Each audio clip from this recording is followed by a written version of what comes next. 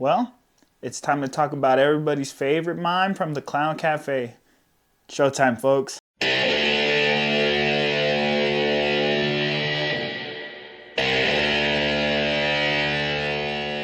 So today's video, guys, we're going to talk all about Terrifier.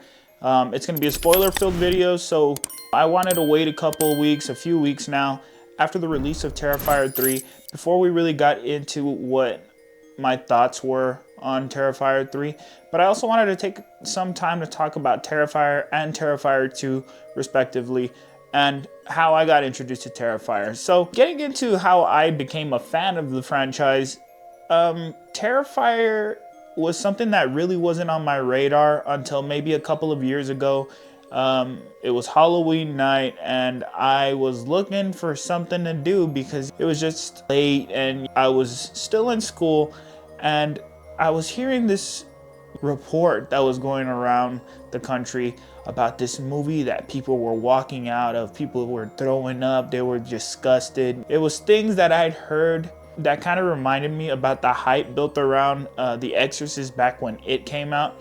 And there was something about it that was just calling me. I have seen a lot of horror movies, and I'm going to talk a lot more about horror movies going forward. But to hear all those things, I was kind of skeptical. I was like, I've seen a lot of stuff. And I was ready to test my might when it came to Terrifier. So my introduction to good old Art the Clown was Terrifier 2. And boy, does it start with a bang, and right out of the gate, I knew what kind of movie I was getting myself into. However, I didn't know a lot of the lore behind Art the Clown. And in learning more about it, I became more of a fan of the franchise, and up to the point where I became super excited for Terrifier 3's release. So getting a little bit into Art the Clown as an individual. So if you've seen Terrifier, or you haven't seen Terrifier, mind you, Terrifier is an extremely graphic, violent filled slasher film.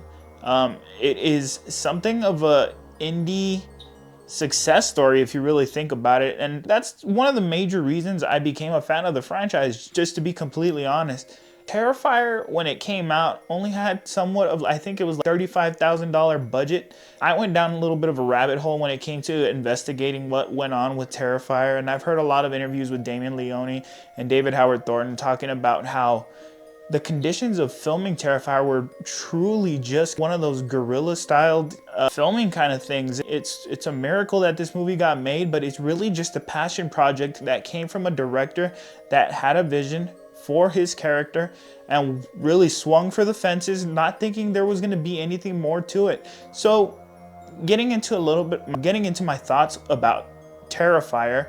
Terrifier really is just a showcase for Art the Clown. Now, I've heard a lot of people describe Terrifier that way, and it's a fair assessment. It is just a showcase for Art the Clown.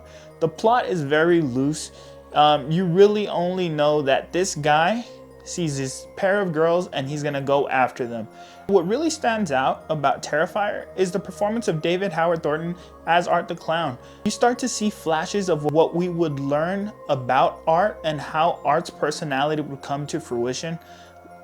We started seeing glimpses of that in Terrifier, but we also saw exactly the vibe they were going for as far as the grungy throwback look of a grindhouse effect of a movie.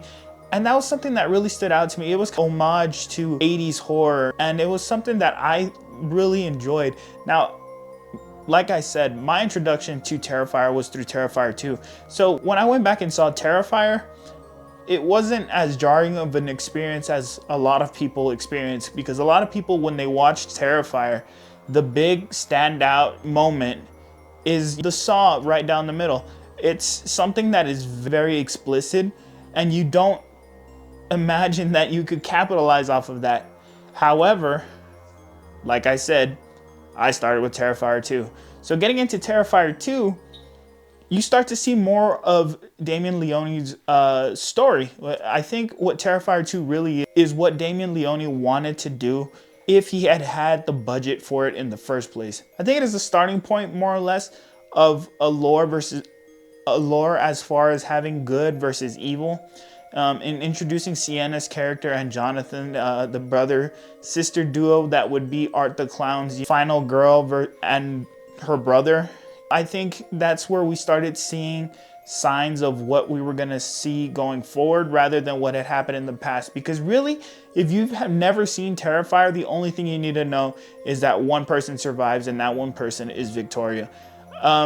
It helps to have seen it. Like I said, I saw Terrifier 2 out, having seen Terrifier 1. Eventually I went back and saw Terrifier, but it didn't ruin my experience, because as soon as I started watching Terrifier 2, boy, it was something. I will say there was a lot of elements of that were jarring to me at the time, so I was confused because I didn't know much of the supernatural elements that were going on in Terrifier 2. I didn't know if they were present in Terrifier, and they weren't. So in watching Terrifier 2, it felt like a fever dream of sorts, because one second it was just this family, it's Sienna with her mother and Jonathan having this discussion about the Miles County killer, the Miles County clown, and how people were dressing up as him, and these true to life transitions, right? And then you have this dream sequence that just completely does its job, I suppose, because to me, it was a fever dream, and to Sienna, it's the exact same thing. Sienna was a character that was introduced that at first I was just questioning whether or not she was just gonna be our new, cannon fodder like we see in Terrifier. I think something that was very surprising in Terrifier was that we saw somebody that we thought that was gonna be our final girl just get offed. We follow her through most of the movie, and then she just for her to get the raw end of the deal when it comes to meeting Art the Clown.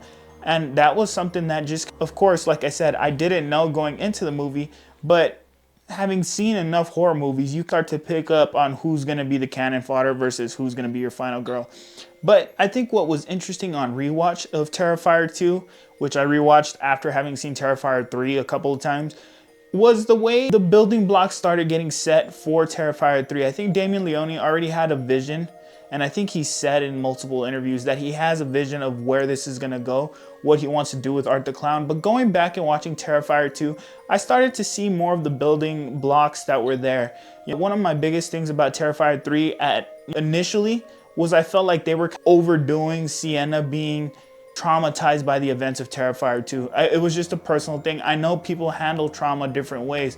However, going back and watching Terrifier 2, you realize that Sienna was already a little jumpy. She was not necessarily this heroine that she becomes late in the film. She was already dealing with mental health issues. She was taking medication. She was already more of a nervous character. So to see her having that post-traumatic stress of meeting Art the Clown after Terrifier 2 makes a lot more sense to me. And it was something that I felt a lot better about after having revisited Terrifier 2. Now, Terrifier 2 was something, like I said, that introduced me to how gruesome Art the Clown was gonna be. I keep saying this was my first introduction to Art the Clown because for fans of Terrifier, we all know about the bedroom scene. Now, the bedroom scene to me is gonna be extremely difficult to top. Even after having seen Terrifier 3 a couple of times now, maybe even 3 or 4 times, the bedroom scene to me has still not been topped. And I think going into Terrifier 3, I was just wondering, how are we gonna continue to push the envelope? Because a lot of what we enjoy as far as fans of Terrifier, at least for me, is Art's comedic performance and just kind of seeing what Damien Leone's gonna do as far as pushing the envelope without overstepping. Because I think there's a limit to what fans and the general public are gonna be able to go in there and be okay with, you know what I mean? And going into Terrifier 3, I wondered, how are you gonna top the bedroom scene? Because that was insane. For someone to be, I can describe it to you, but if you've never seen Terrifier 2, it is essentially one of the most gruesome deaths in all of film, probably. I've seen a lot of movies. You guys know here at Chuco's Powerhouse, we like to watch everything. Oh, talk about literal salt to the wound.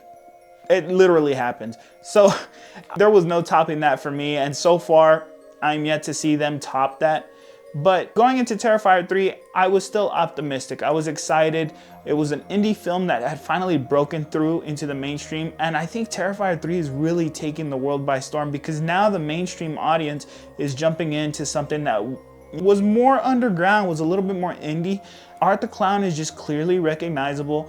I think there's success there in David Howard Thornton. Really, I think his performance rivals a charisma of Robert Englund's Freddy Krueger. I really believe that. And I know that's him standing on the shoulders of giants, but I really think David Howard Thornton has really come to bring this character and make it his own. And Art the Clown is his own guy, and it works for him, you know what I mean? The mime gimmick, the look, everything that fits Art the Clown to me is exceptional. And I really, really enjoy that. And now we're getting into Terrifier 3. Now, if you haven't seen Terrifier 3, I'd ask you click off this video because we're gonna be talking spoilers. I think Terrifier 3, believe it or not, is a lot deeper than people are making it out to be. Now, Terrifier 3 does immediately tell us it's gonna try to push the envelope, and it takes that step. However, I don't think it goes too far in going to that extra step. For those of you guys who have seen it, Art takes out an entire family right out of the gate. And I mean the entire family. But I think Damien Leone was smart enough to know that there is only so much an audience can take without being completely set off. There's also the understanding that these movies are made strictly for fans of Terrifier. So if you haven't seen Terrifier and you're not a Terrifier fan, I don't recommend just jumping into Terrifier. This is definitely one of those films that is made for fans. It's made by fans. Some of the funding came directly from fans. And Damien Leone puts their names up in the credits, and that's something that I admire, that this was something that people wanted to see continue. And I'm happy that it has. I really enjoy the Terrifier franchise from its humble roots, and now seeing it break into the mainstream has made me happy. Does part of me wish it had stayed a little bit underground and only certain people knew about it?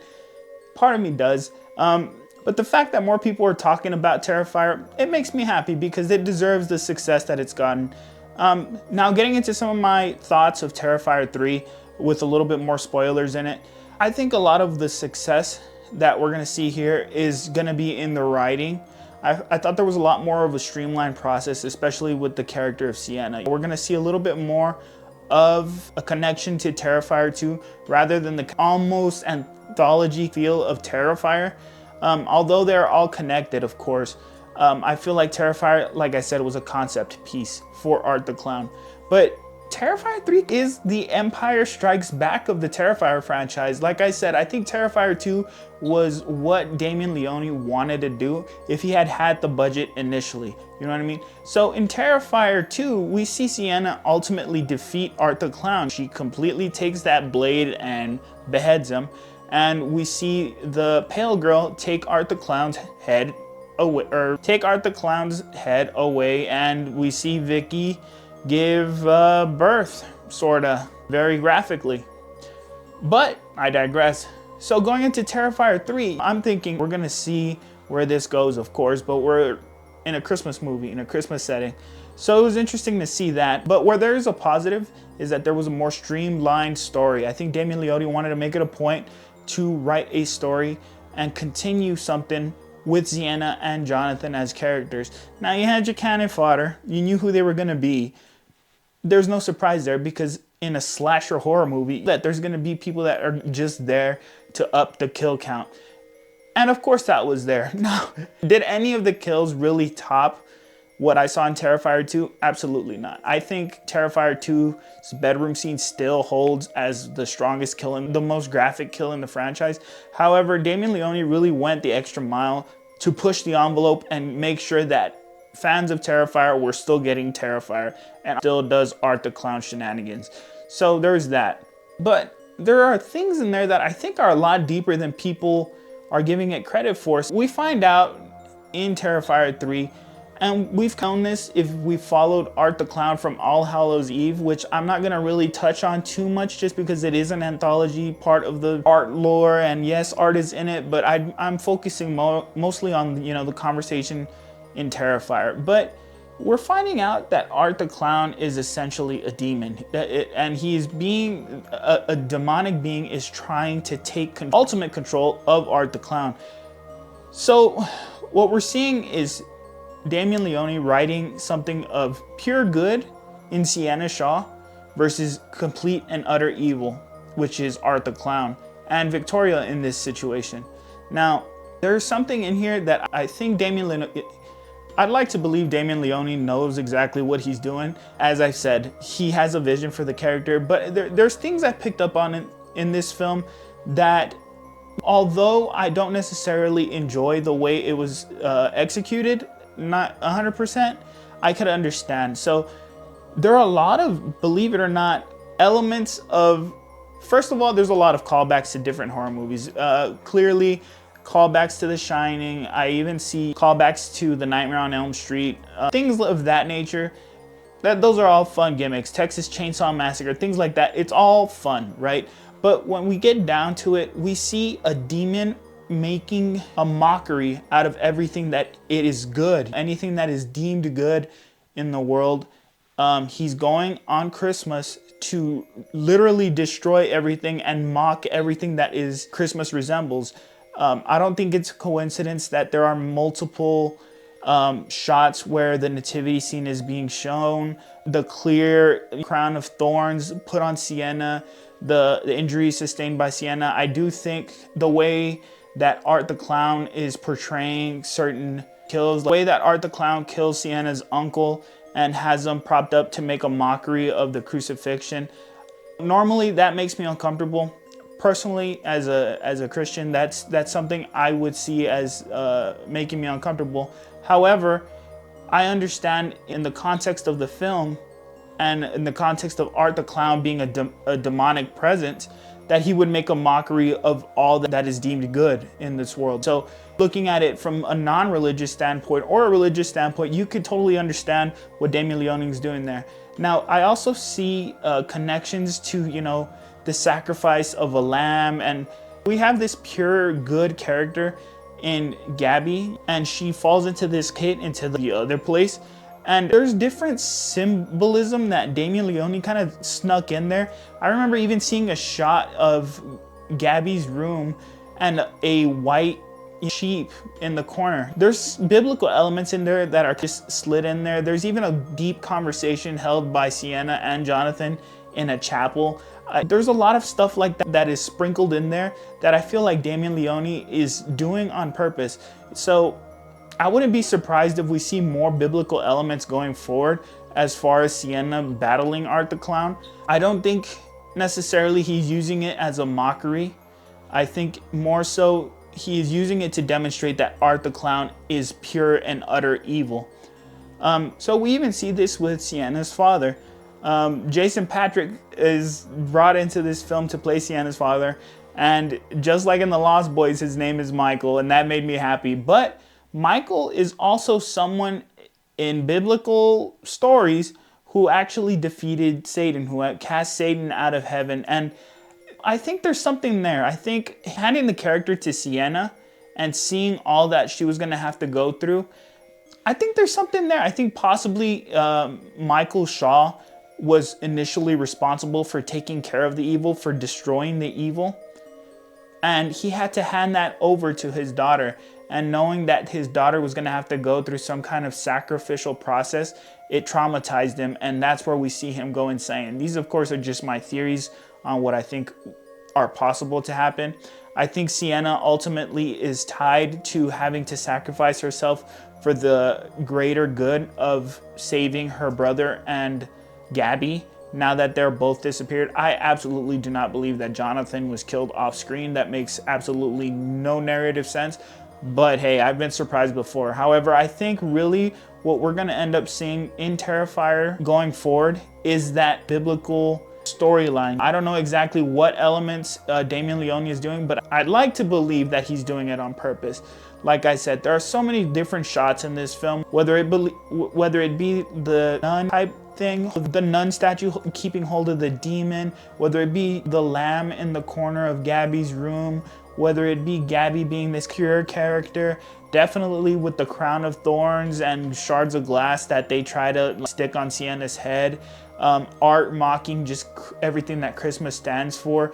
All that kind of stuff is something that a demonic presence, I feel, would try to target. I think even whenever we see a continuation of the franchise, I think we're going to see some kind of sacrificial element from Sienna to be able to get back her brother and her cousin.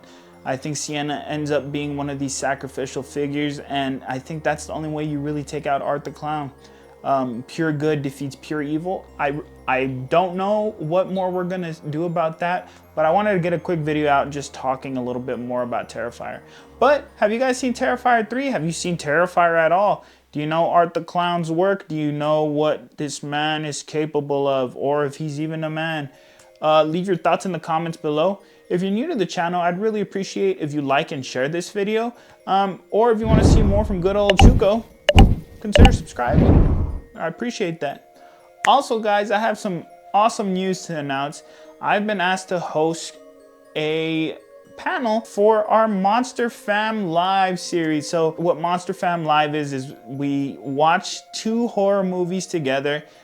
It's a community of people who just enjoy horror movies, and we watch 2 films together, and after that we have a live discussion, and my channel is going to be hosting that. I'll be dropping the link to the actual Discord server group that we're going to be watching the film in together. You can watch along with this, or you can watch separately. We're going to be watching the movies Thanksgiving and Black Friday. We'll be starting to watch the movie around 5 o'clock Eastern Standard Time, and then we will have the live panel discussion at around 7 o'clock Eastern Standard Time. So mark your calendars for November 16th and join us live. It'll be me and a couple of others talking about Thanksgiving, directed by Eli Roth, and that was my pick for, you know, something suitable for the time period, guys. So be looking out for that. I'll also make sure to make a community post to remind everybody about that. But I'm really looking forward to that. And to my Monster Fam, thank you for offering to let me host this month's live stream. But guys, with that, if you're ever stuck fighting a mime that seems to be immortal, always remember something my friend Sienna used to tell me, and that's